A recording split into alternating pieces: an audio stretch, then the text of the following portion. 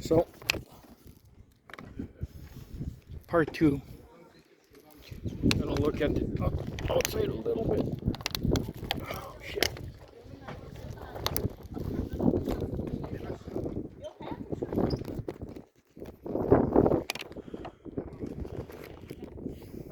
Amazing.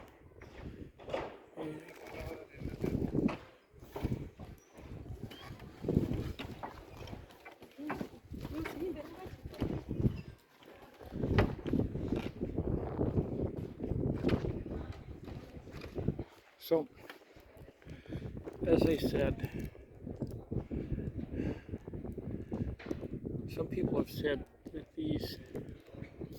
Oh goodness, there it is.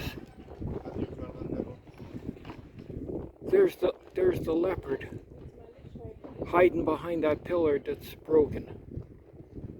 Look how well that's carved. I'm thinking that they carved these in position. They carved these when they were standing. Because if they carved that and tried to move it, it would have broke off or it would have got damaged. So there's a leopard gonna attack a boar. Unbelievable.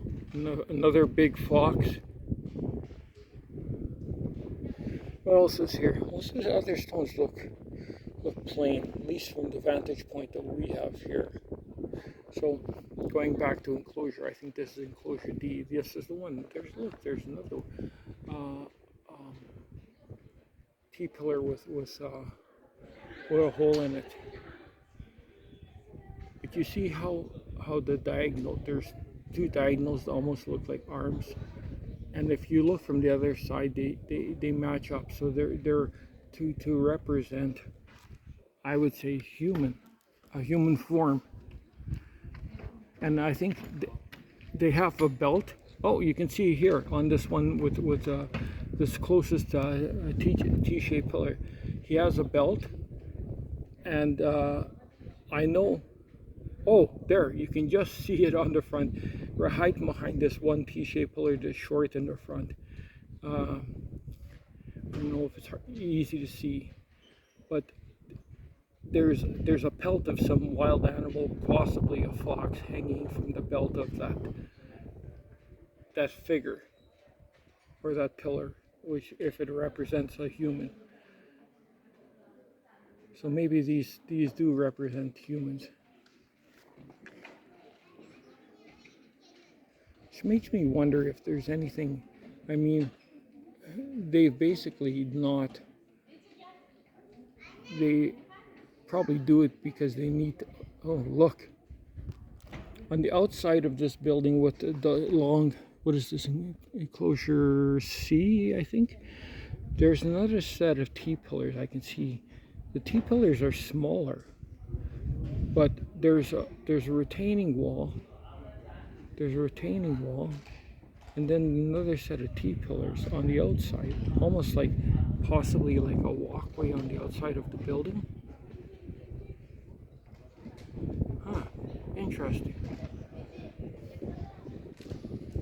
What is probable is that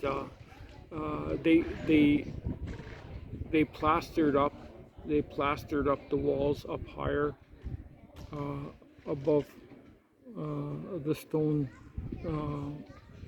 walls, because stone you can only pile without cement so high before it loses stability, but the mud and plaster will dry and harden, so it's not like cement, but it's as close as I guess ancient people could get to cement. So yeah. Now, in between the one pillar with the blue bands and the next one to the right of it, there looks like to be a bench like area, almost like if you were to have some type of an altar or something sacrificed there, that or you know, something burning there, like a pot with some herbs or something burning to give scent. It is said that the Neolithic people, they made use of marijuana. So possibly that would have something to do with it.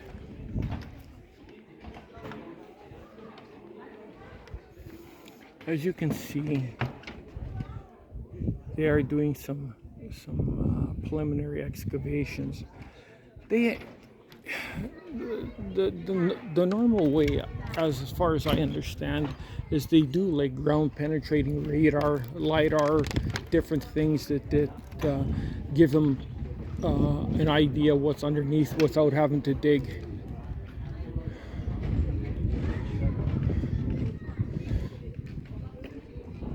On the pillar, is it? I don't know. It's hard. It's on the other side. There seems to be some lines that are coming across in a squiggly manner. If they're to represent a spider or something, I don't know.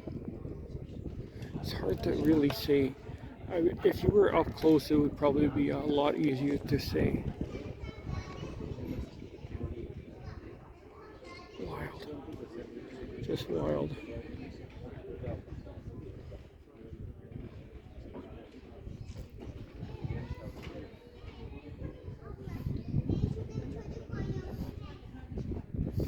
Now,